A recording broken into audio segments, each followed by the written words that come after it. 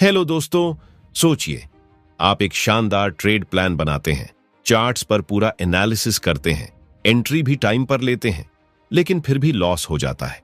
ऐसा क्यों होता है? कभी आपने सोचा है कि क्या वाकई ट्रेडिंग सिर्फ स्ट्रैटेजी का खेल है, या फिर ये एक मेंटल गेम है, एक ऐसा खेल जो आपके डर, लालच, गुस्से और धैर्य से लड़ा जाता है। ट्रेडिंग में असली दुश्मन मार्केट नहीं है, असली दुश्मन है आपका अपना दिमाग। और यही बात ब्रेट स्टीनबार्जर ने अपनी बेस्ट सेलर किताब ट्रेडिंग साइकोलॉजी 2.0 में कही है। यह किताब कोई ट्रेडिंग स्ट्रैटेजी नहीं सिखाती, ये सिखाती है कैसे एक प्रोफेशनल ट्रेडर की तरह सोचा जाता है। क्योंकि जब तक आप अपने माइंड को कंट्रोल नहीं कर सकते, तब तक आप मार्केट को भी नहीं कर सकते। आपने देखा होगा, दो लोग एक ही ट्रेड लेते हैं, एक जीतता है, दूसरा हारता है। फर्क कहां है? फर्क है इमोशनल कंट्रोल और सेल्फ अवेयरनेस में। अगर आप बार बार ओवर ट्रेड करते हैं, अगर आप हर लॉस के बाद परेशान हो जाते हैं, अगर आप फंस जाते हैं फोमो या रिवेंज ट्रेडिंग में, तो ये वीडियो आपके लिए एक टर्निंग पॉइंट हो सकता है। क्योंकि आज हम बात करेंगे उस माइंडसेट मास्टरी की जो आपको सिर्फ एक ट्रेडर नहीं बल्कि एक कंसिस्टेंट विनर बना सकती है।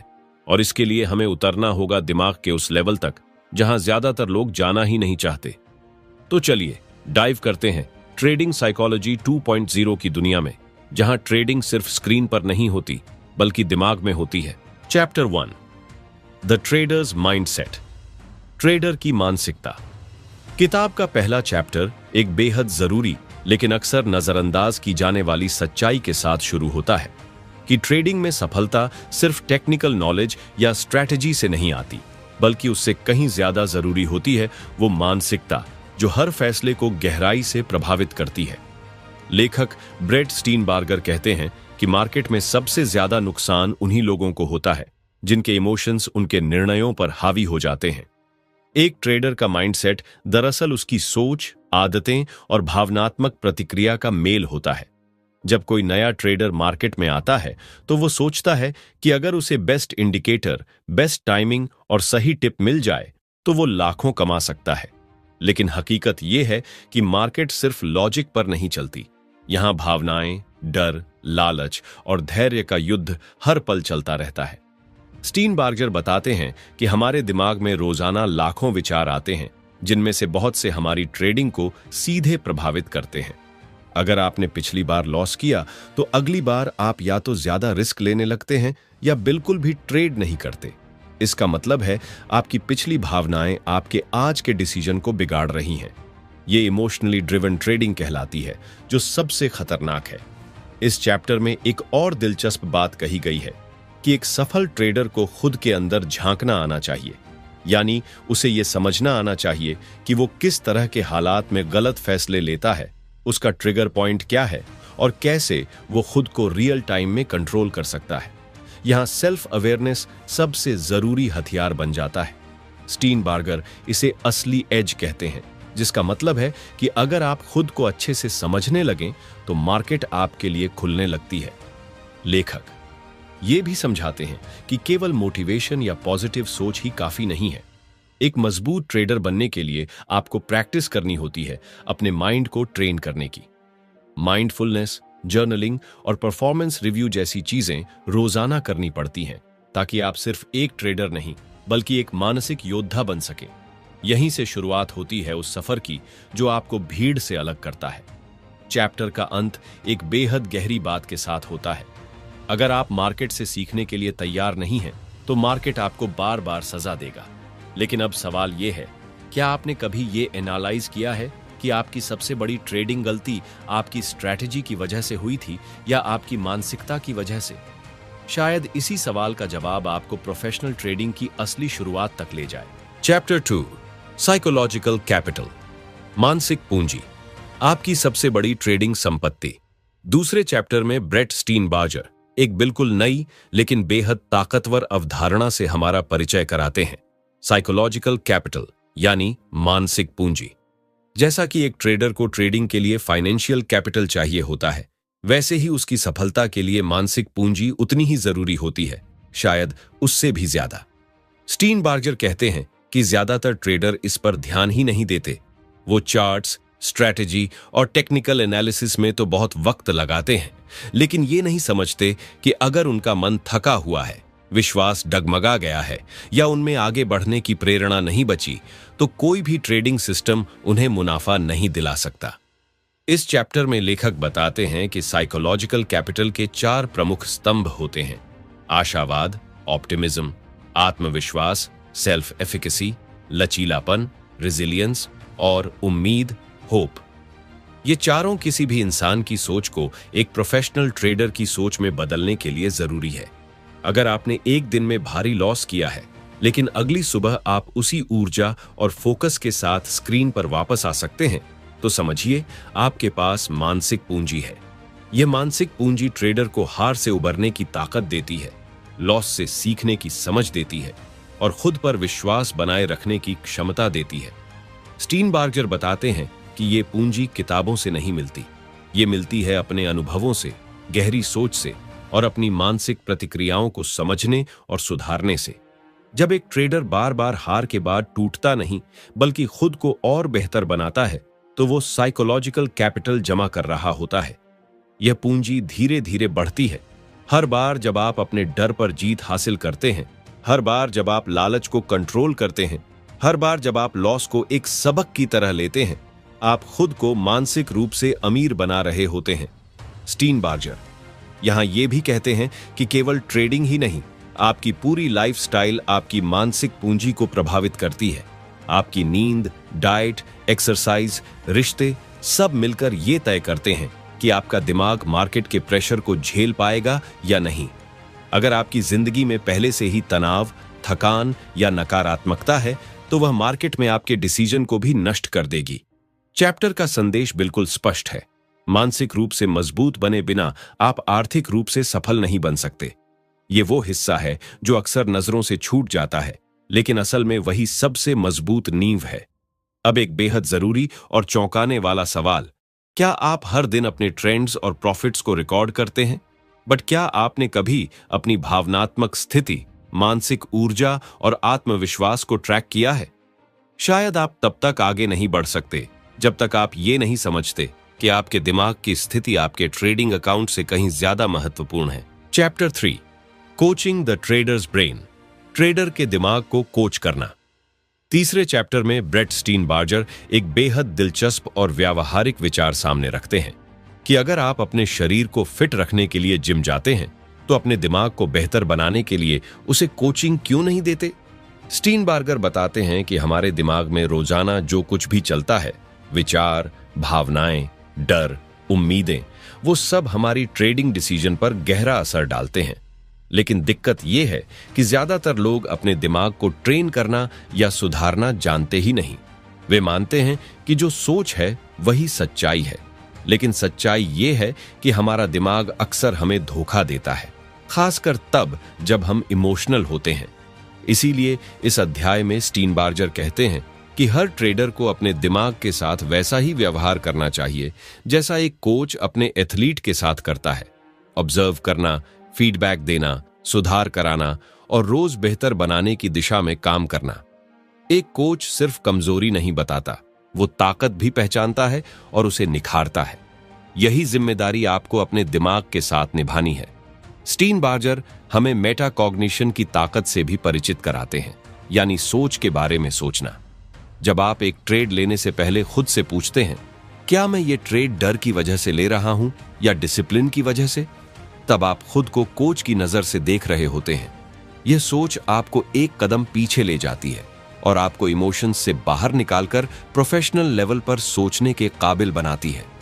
इस चैप्टर में एक और शानदार बात सामने आती है कि आप जैसे जैसे अपने ट्रेडिंग बिहेवियर को एनालाइज करते हैं, आप खुद में पैटर्न्स देखने लगते हैं। हो सकता है आप लॉस के बाद ज्यादा रिस्क लेने लगते हो या बहुत अच्छा प्रॉफिट मिलने के बाद लापरवाह हो जाते हो। जब आप इन पैटर्न्स को पहचान लेते हैं, तो आप उन्हें तोड़ भी सकते हैं। यही असली कोचिंग है, न केवल स्किल को सुधारना बल्कि गलत आदतों को पहचान कर उन्हें रीप्रोग्राम करना। स्टीनबार्गर बताते हैं कि ये कोचिंग एक दिन में नहीं होती। ये एक कंसिस्टेंट और इंटेलिजेंट जर्नी है जिसमें आप हर हफ्ते खुद से ये सवाल पूछते हैं, इस हफ्ते मैंने अपनी सोच को कैसे बेहतर बनाया? और जब ये आदत बन जाती है तो आप सिर्फ एक ट्रेडर नहीं रह जाते, आप एक मैच्योर माइंड बन जाते हैं जो हर डिसीजन को क्लैरिटी और कंट्रोल के साथ लेता है। अंत में स्टीनबार्गर एक लाइन कहते हैं जो पूरे चैप्टर का सार है, great traders are great self coaches. अगर आप खुद को समझना और सुधारना सीख गए तो मार्केट में आपकी जगह कोई नहीं ले सकता। अब सवाल ये उठता है, क्या आपने कभी खुद के सोचने के तरीके को चुनौती दी है? क्या आपने कभी अपने ट्रेडिंग बिहेवियर को इस नजर से देखा है जैसे कोई बाहरी कोच देखे? या आप अब तक उसी सोच में फंसे हैं जो हर बार आपको एक जैसे नतीजे देती है? Chapter 4, building positive trading habits, positive trading आदतें बनाना। ब्रेट स्टीनबार्गर इस चैप्टर की शुरुआत एक बहुत ही साधारण लेकिन गहरे सवाल से करते हैं। क्या आप वही बनना चाहते हैं जो आप बार बार करते हैं? ट्रेडिंग में बहुत से लोग बड़ी उम्मीदों के साथ आते हैं, लेकिन उनका व्यवहार, उनकी आदतें, वो छोटी छोटी चीजें हर दिन उन्हें या तो अपने गोल से दूर ले जाती हैं या करीब। यही कारण है कि यह अध्याय पूरी तरह इस बात पर केंद्रित है कि कैसे हम अपने ट्रेडिंग बिहेवियर को आदतों के जरिए बदल सकते हैं। लेखक कहते हैं कि ज्यादातर ट्रेडर जानते हैं कि उन्हें क्या करना है, पर वो करते क्या हैं? कुछ और ही। इसका कारण यह है कि वे आदतन गलतियां दोहराते हैं, जैसे ओवर ट्रेडिंग करना, स्टॉप लॉस हटाना, बिना प्लान के ट्रेड लेना। यह सिर्फ एक बार की गलती नहीं होती, ये उनके अंदर बैठी हुई अनजानी आदत होती है, और जब तक इसे तोड़ा नहीं जाता तब तक कोई भी स्ट्रैटेजी काम नहीं करती। स्टीनबार्गर का मानना है कि आदतें बदलना मुश्किल नहीं है अगर आप जानबूझकर उन्हें डिजाइन करें। हर बार जब आप कोई अच्छा ट्रेड करते हैं जहां आपने नियमों का पालन किया, इमोशंस पर कंट्रोल रखा, डिसिप्लिन दिखाया, तो आपको उस पर फोकस करना चाहिए। उसे जर्नल में लिखिए, उसे दोहराइए, उसे रिवॉर्ड की तरह महसूस कीजिए। धीरे धीरे वो आपके अंदर एक नया बिहेवियरल सर्किट बना देता है। यहां लेखक एक खास साइकोलॉजिकल प्रिंसिपल को सामने लाते हैं, repetition with awareness builds identity. यानी जब आप किसी चीज को बार बार करते हैं लेकिन पूरी जागरूकता के साथ, तो वो आपका हिस्सा बन जाती है। यही फोकस इस चैप्टर का है, खुद को एक बेहतर ट्रेडर की तरह दोहराना। इस अध्याय में स्टीनबार्गर यह भी कहते हैं कि बुरी आदतें तो बिना मेहनत के बन जाती हैं, लेकिन अच्छी आदतें एक कॉन्शियस प्रोसेस से बनती हैं। इसके लिए आपको खुद को रोज इवैल्यूएट करना होगा। हर दिन की ट्रेडिंग के बाद खुद से पूछना होगा, आज मैंने क्या बेहतर किया, कहां मैं फिसला, कल मैं क्या एक बात सुधार सकता हूं। ये छोटे सवाल धीरे धीरे बड़े बदलाव लाते हैं। स्टीनबार्गर ये भी बताते हैं कि अच्छी आदतें सिर्फ ट्रेडिंग के दौरान नहीं बनती, बल्कि आपके ट्रेडिंग के बाहर का जीवन भी उसमें योगदान देता है। आपकी सुबह की शुरुआत, आपकी नींद की क्वालिटी, आपके रिलेशनशिप्स, ये सब मिलकर आपके माइंड को शेप करते हैं, और वही माइंड आपके हर ट्रेड में फैसला लेता है। इसलिए अगर आप अपनी लाइफ में स्ट्रक्चर लाते हैं तो आपकी ट्रेडिंग भी स्ट्रक्चर्ड बनती है। अगर आप रोज इंप्रूवमेंट पर ध्यान देते हैं तो एक समय ऐसा आता है जब सक्सेस सिर्फ लक का खेल नहीं रह जाती, वो एक परिणाम बन जाती है। इस चैप्टर का मैसेज बहुत सीधा है, आप जो बार बार करते हैं वही आपके भविष्य की दिशा तय करता है। और अगर आप जानबूझकर हर दिन एक अच्छा ट्रेडर बनने की कोशिश करें तो कोई भी मार्केट आपको रोक नहीं सकती। अब सोचिए, क्या आपकी आदतें उस इंसान की तरह हैं जो आप बनना चाहते हैं, या फिर आप रोज वही डिसीजंस दोहरा रहे हैं जो आपको पीछे खींचते हैं? शायद इस सवाल का जवाब ही आपकी असली ग्रोथ की शुरुआत हो। Chapter 5, the role of creativity in trading, trading में क्रिएटिविटी की भूमिका। 5वें चैप्टर में ब्रेट स्टीनबार्गर हमें ट्रेडिंग की उस साइड से मिलवाते हैं जिसके बारे में बहुत कम लोग सोचते हैं, क्रिएटिविटी। आमतौर पर जब लोग क्रिएटिव शब्द सुनते हैं तो उनके दिमाग में आर्टिस्ट, म्यूजिशियन या लेखक की छवि बनती है। लेकिन स्टीनबार्गर हमें यह समझाते हैं कि ट्रेडर भी एक आर्टिस्ट होता है जो मार्केट के बदलते मूड को महसूस करता है, पैटर्न्स को पढ़ता है और हर बार एक नया निर्णय लेता है। हर निर्णय एक नए स्ट्रोक की तरह होता है। इस अध्याय में लेखक ये स्पष्ट करते हैं कि ट्रेडिंग एक फिक्स्ड गेम नहीं है। यहां कोई एक स्ट्रैटेजी हमेशा काम नहीं करती। मार्केट लगातार बदलता रहता है, कभी वॉलाटाइल, कभी साइलेंट, कभी ट्रेंडिंग, कभी रेंज बाउंड। ऐसे में जो ट्रेडर रिजिड होते हैं, जो सिर्फ एक सिस्टम पर टिके रहते हैं, वे अक्सर रुक जाते हैं। वहीं क्रिएटिव ट्रेडर अपने अनुभव, ऑब्जर्वेशन और ओपन माइंड से नए रास्ते खोजता है। स्टीनबार्गर बताते हैं कि क्रिएटिविटी का मतलब है नए अवसरों को देख पाने की क्षमता। जब बाकी लोग डर या लालच में फंसे होते हैं, तब एक क्रिएटिव ट्रेडर कॉन्टेक्स्ट को पढ़ता है। वो सिर्फ प्राइस एक्शन नहीं देखता, बल्कि मार्केट की भावना समझने की कोशिश करता है कि अभी भीड़ क्या सोच रही है, पैसा कहां जा रहा है और क्या कोई असंतुलन दिख रहा है। लेखक यहां यह भी बताते हैं कि क्रिएटिव ट्रेडिंग का आधार सिर्फ गट फीलिंग नहीं है, बल्कि एक मजबूत डेटाबेस और डीप ऑब्जर्वेशन होता है। ऐसे ट्रेडर ट्रेडिंग डायरी का इस्तेमाल करते हैं, अपने पुराने ट्रेड्स को बार बार देखते हैं, अलग अलग मार्केट कंडीशंस में कैसे बर्ताव किया ये समझते हैं, और फिर जब वही सिचुएशन दोबारा आती है तो वो एक आर्टिस्ट की तरह उसमें अपनी ब्रश स्ट्रोक चलाते हैं, मतलब एक सटीक, समझदारी भरा निर्णय। स्टीनबार्गर ये भी कहते हैं कि क्रिएटिविटी तभी आती है जब आप ओपन माइंडेड हो, यानी आप रिजिड ना हो, आपने खुद को एक ही सही रास्ता मानने से रोका हो। एक क्रिएटिव ट्रेडर गलत होने से नहीं डरता, वो सीखता है। वो लॉस को रिजेक्शन नहीं, बल्कि फीडबैक मानता है। यह अध्याय हमें यह सिखाता है कि प्रोफेशनल ट्रेडर वही होता है जो मार्केट के साथ डांस करता है, न कि उससे लड़ता है। वह इमेजिनेशन और इंट्यूशन को एक डिसिप्लिन्ड फ्रेमवर्क में इस्तेमाल करता है। वो पैटर्न को मैकेनिकल तरीके से नहीं, बल्कि एक गहरे कनेक्शन के साथ देखता है। स्टीनबार्गर हमें यह भी समझाते हैं कि क्रिएटिविटी कोई जन्मजात टैलेंट नहीं है। यह डेवलप की जा सकती है अलग अलग सेक्टर की पढ़ाई से, विविध अनुभवों से, और सबसे ज्यादा खुद से सवाल पूछने की आदत से। क्या मैं इस डेटा को अलग नजरिए से देख सकता हूं? क्या कोई ऐसी अपॉर्चुनिटी है जिसे बाकी सब मिस कर रहे हैं? ये सवाल आपको भीड़ से अलग सोचने की ताकत देते हैं। इस चैप्टर का सार है, ट्रेडिंग में वही आगे बढ़ता है जो रिजिड सिस्टम से ऊपर उठकर सोच सकता है, नया देख सकता है और बदलते माहौल के हिसाब से खुद को री इन्वेंट कर सकता है। और अब एक ऐसा सवाल जो आपको खुद के भीतर झांकने पर मजबूर करेगा, क्या आप मार्केट से बस लड़ रहे हैं या उसके साथ क्रिएट कर रहे हैं?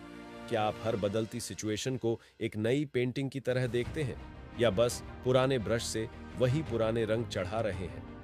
शायद आप जिस ट्रेडिंग फ्रीडम की तलाश में हैं, वो रिजिड रूल्स नहीं, एक क्रिएटिव सोच से ही आएगी। Chapter 6, creating a self improvement programme, खुद के लिए विकास की प्रक्रिया बनाना। इस आखिरी अध्याय में ब्रेट स्टीनबार्गर हमें एक ऐसे मोड़ पर लाकर खड़ा करते हैं जहां अब ट्रेडिंग केवल पैसा कमाने की प्रक्रिया नहीं रहती, बल्कि स्वयं के विकास का माध्यम बन जाती है। स्टीनबार्गर का मानना है कि हर ट्रेडर को एक सेल्फ इंप्रूवमेंट प्रोग्राम बनाना चाहिए, क्योंकि जब तक हम खुद को अंदर से बेहतर नहीं करते, तब तक बाहर की कोई भी रणनीति स्थायी फायदा नहीं दे सकती। लेखक कहते हैं कि ट्रेडिंग में हर दिन हमें सीखने का मौका मिलता है, लेकिन अफसोस की बात यह है कि ज्यादातर लोग उन मौकों को पहचान ही नहीं पाते। वो या तो लॉस पर खुद को दोष देते हैं या प्रॉफिट पर ज्यादा आत्मविश्वास में आ जाते हैं।